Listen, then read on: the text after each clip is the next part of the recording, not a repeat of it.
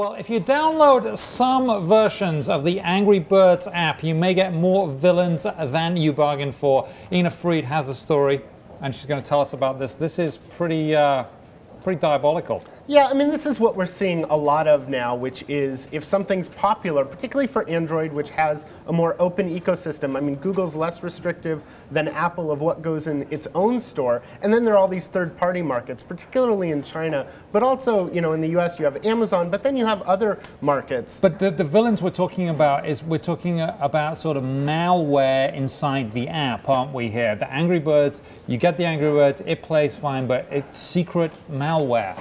Well, and actually it doesn't even have to be Angry Birds. It just sells itself as Angry Birds, and then when you download it, you get malware. So you won't have this problem if you get the official version from either Rovio's site, the official Android market, or certainly the iOS, Mac, PC versions.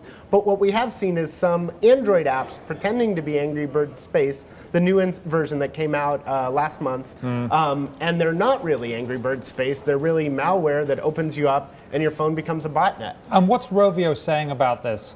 What are they saying to do? You know, they're warning their fans. They're saying, hey, here's an official link that's clean. And, you know, they put up a fun graphic that I think we showed a second ago of the birds warning themselves, you know, hey, we want you to have us. And, you know, for Rovio, even though this is a problem that affects all game publishers, Rovio is really big and they're a one-hit kind of company. So certainly they don't want this problem to be any bigger for them than it is for the ecosystem as a whole. Angry Birds in Space sold I think in your story, 10 million in the first three days. Yeah, 10 million in the first 3 days, 20 million in the first week. They haven't given updated numbers, but clearly one of the most popular titles out there. Wow, so this could actually be quite a widespread problem because it's a very popular game, and we could see a lot of people downloading the wrong versions of the game or the malware versions of the game.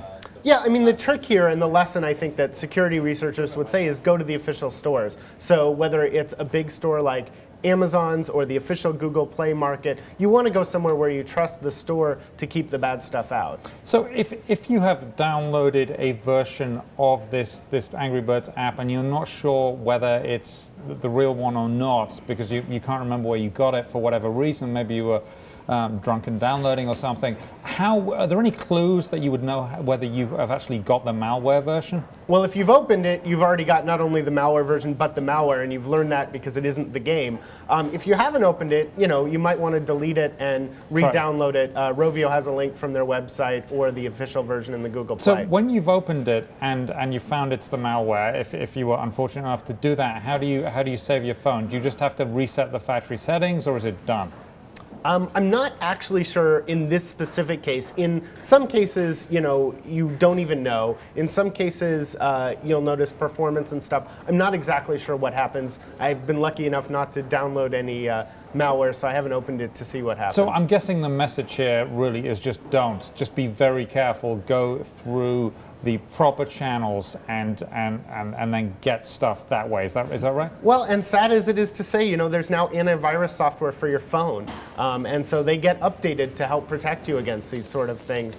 So you know, you may want to look into antivirus software if you like to be aggressive in your downloading. It's good advice. As always, thank you for being here all for the entire show. Thank you very much. Ina Fried of All Things Digital.